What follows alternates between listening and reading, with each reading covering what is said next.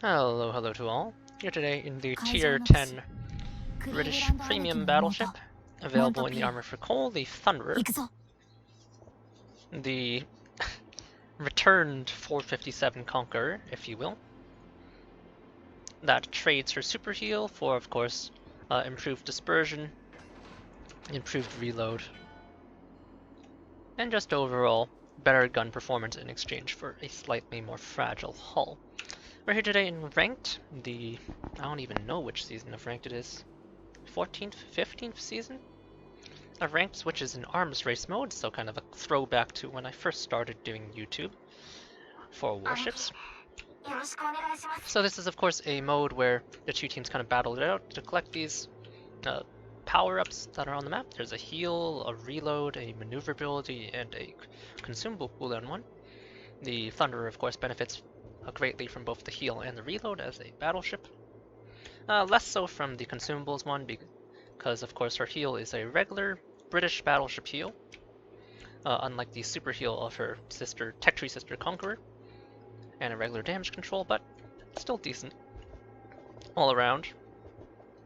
I find battleships to be somewhat the better picks for this mode, thanks to that reason. The heals are of course percentage bonuses, and when you have a metric ton of HP, well, you tend to heal more. Anyhow, starting off in the match, in the Thunderer with her 24-kilometer range, we do spot a Moskva, so I'm going to use my 457s to see if I can get some shells in through her bow. Now, of course, she does have those 50mm strips to be aware of, but if I can land the shells onto that 25mm bow section, it should be quite successful. Now, my Yamato decided to go the same way that I was, in spite of spawning on the other side, so I'm just going to quickly loop around. You can see here I have rather impressive 12.3 kilometer detection, same as the Conqueror, kind of. But I also have installed the Conqueror's improved maneuverability. So the Thunderer actually has quite impressive rudder shift. Now I am broadsiding quite a bit, and I still have that waterline citadel on the Conqueror that is now quite accessible. Nice opening 16,000 chunk on that broadsiding GK with my AP. 457 AP is of course quite impressive. Not quite the same as the American Ohio's 457 AP, which does about 15,700, but at just shy of 15,000, it's not too bad. My team does dispatch a Rugmo that Moskva is reversing. Now, with the Thunderer, with her 457s, these are not standard British AP shells. Tech tree British battleships, of course, do have short fuse on their AP, which causes them to have some difficulty citadeling more heavily armed targets. More heavily armored targets. This is in fact standard fuse AP, which has its pros and cons. It's much better against battleships and a little worse against cruisers. However, most of the tier 10 cruisers have substantial amounts of armor, so this is not entirely a disadvantage, especially in this mode with purely tier 10 matchmaking. In addition, these 457s still have British HE, so you can see that massive 8200 HE alpha. There is a Shimakaze here. I don't want to waste time reloading. I don't know if I'm going to see him again. But I am going to switch to high explosive thereafter, because most of my targets are now bow in. Oh, the Shimakaze didn't die. Oh, he's just on top of basically where someone died, that's why. Now these Conqueror shells, or Conqueror 457 shells, in addition to that high HE alpha, do of course have that British quarter pan. I'm tracking that Shimakaze on the minimap now. And they have that British fire chance, somewhere in the 40s if I'm not mistaken. Sorry, I'm tracking this Shimakaze. I'm gonna take my time before I squeeze the trigger. You can see the only buffs we've had so far are those heal buffs. Looks like he's gonna abort his turn. Means I am gonna miss, which is tragic, but what can you do? Now, like some of the other 457 battleships, aka Georgia, the Thunderer has an improved dispersion scheme to make up for her low barrel count and an improved reload. So first off, she has 26-second base reload, and then I have a reload module and adrenaline rush, so thanks to that, I have my stock reload at full health at just about 23 seconds, which is obviously quite impressive. Putting some HE shells onto that Ohio, and just 2 shells contacting for penetrations gives me a good amount of damage. We lose our Rugmo in exchange, however, which is unfortunate. The angles are decent, but not great, I have to admit. You can see me having to give significant amounts of broadside, at least rearward, in order to shoot my guns. We got a reload boost, in this case of 5%, and now you can see our reload has gone down to 21.7 seconds, so a substantial increase. 5 pens there, but no fires. Maybe he's running a damcon, or maybe I'm just unlucky. He's creeping forward now, however. The Ohio has 457s of his own and a fast reloading heal. Someone sets his midsection alight, and oh my god, that is a lot of torpedoes. This does happen in this mode, and you can see we have 2 Shimikazes, so... There are currently 30 torpedoes in the water, kind of spread out in that Ohio's general direction, so he's in a bit of trouble. Now he's turning possibly broadside. He's probably going to abort, but I'm going to switch to AP anyway in case he doesn't. Fired that one last HE salvo. Pretty solid HE damage, about 7k over that volley. And I'm going to get moving. He's showing a fair amount of broadside now, so hopefully we can get our Thunderer AP to bear. Now these shells are fairly slow, so I need to give a fair amount of lead even for just a 30 knot Ohio. You can see the shells arcing in there. Kind of just grazing his side. Unfortunately, he does complete his turn before I can get my shells off. But easily fading back into concealment thanks to my low detectability range. Actually able to fire my guns from behind the smoke screen at this point. Switching back to HE because he's angled and he recently took those torpedoes, so he's likely to have damage control since the Shimikaze has an excellent flood chance. Plunging AP into the superstructure does 3k. Not doing so hot so far in terms of damage, but we're playing it slow. Ohio does send shells our way as well. See if we can relight some of those fires with the 457s.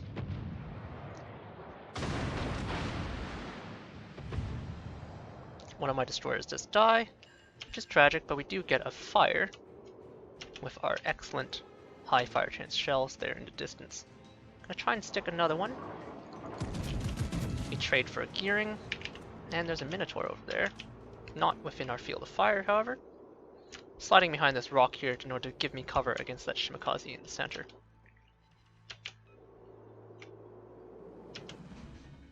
Ohio does appear to have damage control. Our fire would not have run out that early otherwise. However, do keep in mind we did switch over to armor piercing, so we're gonna have to aim for the superstructure and try and relight the fires. I do have to make a turn here unless I want to beach, and I don't. And I do have to be aware that there is a GK somewhere in front of me. You can see at this point in the match, the key area opens. Okay, it's disappointing. The Ohio did end up turning broadside in front of me. Slowing down because, well, there's GK 5 kilometers from me. And I'm gonna get lit up by the GK's airplane. Can't quite see the Ohio. I switched back to AP, of course. So that's disappointing too, but we're gonna wait. I do have that exposed citadel that is quite accessible. If this GK does slide out though, I am gonna slam him with my AP shells. Looks like he's coming. Don't want to aim for the bow, of course. Want to aim for the casemate, because the bow armor will likely overpen, getting a nice meaty 9k pen with 2 shells. At this point though, in close ranges, he has the advantage. I don't have a super heal anymore. But I do have a fairly short reload, which will allow me to take some meaty bites out of him, hopefully. Ooh, some pretty ugly close range dispersion, unfortunately. British battleship dispersion, or even with Graf Spee dispersion, sorry.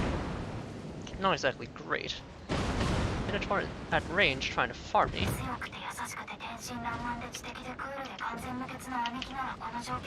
Gonna fade into concealment, and in this case use expert loader to switch to high explosive.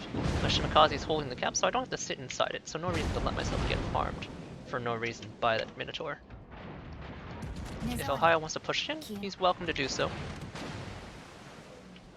Gonna take some fire from that Minotaur as a result from firing, but I'm just looking to get a fire. He's quite angled to the rest of my team, but the 2 ships we have on our team are a Yamato and a Thunderer, and as such, my HE doesn't care about angling, and the Yamato's AP doesn't care about angling. He's turning broadside for some reason to my Yamato, so it's gonna hurt. He pops a Damacon. I'm gonna stay with the HE because he's so low. He might complete his turn before I can fire again if I switch to AP, but I do manage to dispatch him without too much trouble. Haven't had to use any of my consumables this game so far, so that's interesting.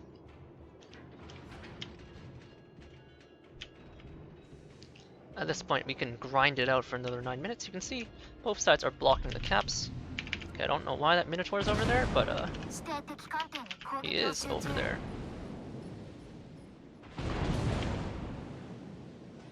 Alright, he falls into concealment, but I mean, what is he gonna do?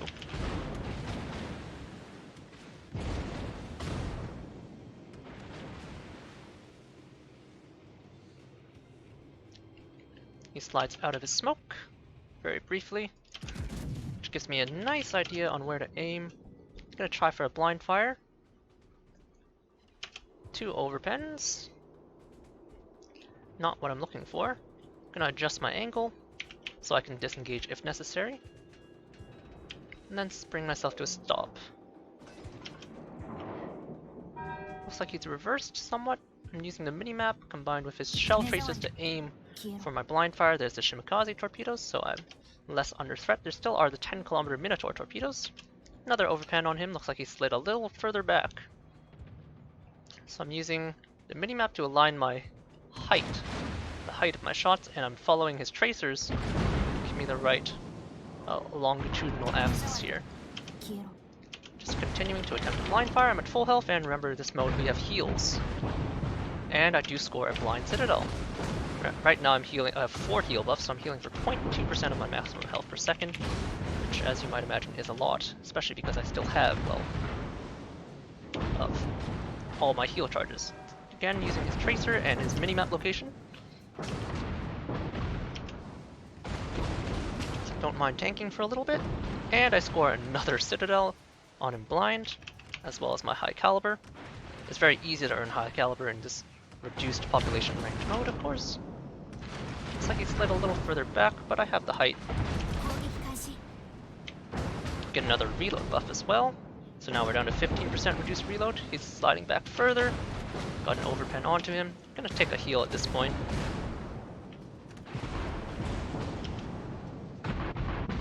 And because he slid back and I don't have a lock on, I cannot shoot him any further. Shimikaze pops up. Expert loader, switch to high explosive. Remember, my HE shells do 8,000 damage, so not exactly something a destroyer wants to deal with. Can only shoot him with 2 guns. He's moving fairly slowly. My shells are fairly slow, so that means we give him a medium lead. Pretty low shell count means I don't manage to deal any damage, though I do hit his gun turret with a shell. But that's enough to dispatch him. At this point, with the Shimikaze dead, the game's very, very over. We can just sit inside the cap. Oh, Minotaur shows himself. Expert loader back to AP. Proper armor switch is, or proper ammunition switching is necessary. He was sticking his nose out just a little bit. So I'm going to try for that one area right in front, because if I aim back here, I'm going to get a terrain warning indicator because I don't actually have a lock on. And I do manage to skim him with an overpenetration because of that, rather than getting all my shells landing into this rock here. When you have lock on, you can shoot at targets in that kind of position, or if you have spotter plane, for example, you can blind fire those kinds of positions, but without a spotter plane, the Thunder is sadly not capable of such a shot. Nevertheless, he's not going to do anything. He doesn't have any allied spotting anymore. He can basically only see what the Moskva can see, and the Moskva can't see, well, me. The Moskva can see this Yamato, which he can't really shoot, and probably cannot see that Smolensk. I, however, can see that Moskva. So I'm going to take a shot at him. Looks like my shells missed. Maybe he slid forward. Maybe I just hit the wrong part. Looks like he slid forward.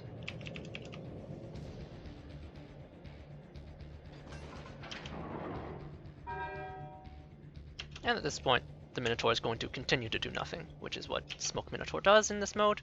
Absolutely nothing. I don't know what the hell he's trying, but he's sliding backwards very slowly. And one Citadel overmatching for the Minotaur's vulnerable bow is easily gonna clap him out of existence with a Thunderer 457. Moskva last one standing, but I don't really think he's actually been doing too much in this actual match. But we are still early on in the season. It's a pretty low rank right now. I'm rank 9, so not exactly the most skill-testing gameplay, but the Thunderer is an excellent pick. She's in one of the best classes for this mode, a Battleship. For me, at least, it's either you play Battleship or play Destroyer. Destroyer is a very high impact mode, or very high impact class, but you have to be careful because it's easy to kill yourself. And when you have heals, any kill that's not finalized is extremely punishing, and any kill that is finalized is, well, extremely punishing for the opposite reason. But yeah, the Thunderer, great AP, great HE, great stealth, good range, 24 as you can see, decent consumables, but more importantly, enormous firepower with her overmatching 457s, with good AP and HE, and good accuracy, so just overall a very consistent pick. So if you have access to a Thunderer, can't recommend her enough.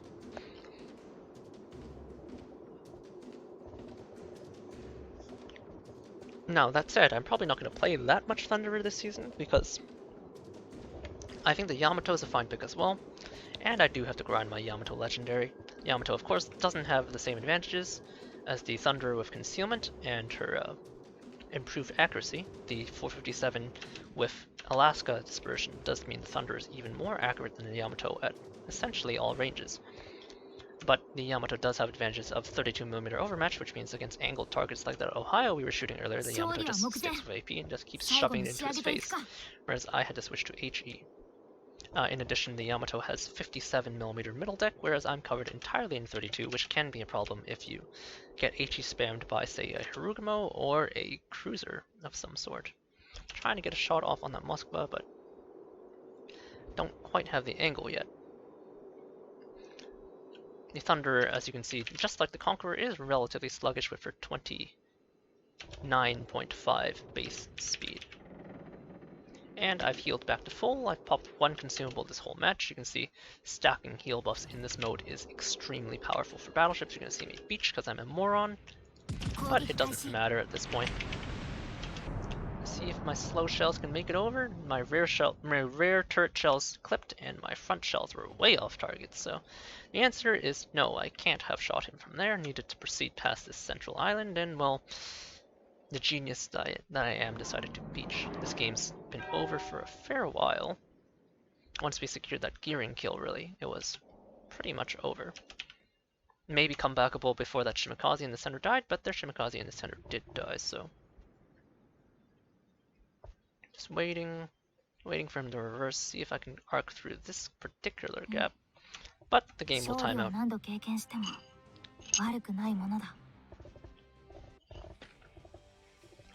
And that'll be another rank 9 star for us. So, overall, very tame game in the Thunderer. Didn't do too much, as you can see, but ranked does reward you quite nicely if you win, so long as you contribute. Anyhow, just keeping it brief, but before we go, just go over my Thunderer modules and Captain build. So module-wise, very standard, main armaments to keep her turrets safe. If you look at the armor layout, the Thunderer does actually have kind of fragile turrets. 457 seems like pretty good armor rating, but remember, these are completely flat turrets, so if people shoot at your turret faces, they can and will break your turrets, so main armors makes a lot of sense. In addition, by the way, uniform British armor, so 32mm all over means she's extremely vulnerable to both the Yamato overmatch and high explosive spam. Slot 2, damage control systems mod 1, pretty simple. Aiming systems in slot 3 to increase your accuracy. Slot 4, Damcon again to reduce damage further. Slot 5 is a no-brainer. You have great concealment, bring it down further with concealment systems, and then slot 6 is a very simple reload. And then captain-wise, I'm using my Conqueror captain. The upcoming, or now available, I guess, Andrew Cunningham is also an excellent choice, but I'm using my Jack Dunkirk, which is my Conqueror captain. So I have a 19-point conch captain, so priority target into expert marksman probably. For this line, the turrets are fairly slow. Into superintendent, into fire prevention, into concealment expert. That's your base 14 points. Once you have that, probably go back for adrenaline rush first. Then I prefer expert loader. I think expert loader is very important on British battleships. And then last but not least, the improved jack of all trades on the Thunderer, since I'm using Jack Dunkirk. If you're using Andrew Cunningham, I believe he does not have an improved expert marksman, but he does have an improved jack of all trades. But I would still use the exact same build. So there you have it. Just a very simple Thunderer game, simple Thunderer build. She's an excellent choice for this current ranked season. What is it exactly? Not sure. I think it's ranked season 15. But even outside of ranked, in random battles, she is obviously fantastic. She's been out for a while now, and I've been meaning to cover her, but haven't found the time or the right set of games to kind of get some footage where I can properly go over her strengths and weaknesses. Anyhow, there you have it. The Thunderer in ranked, and I will catch you all later as I spend some of my time grinding to try and rank out and get my 5th rank token. Cheers!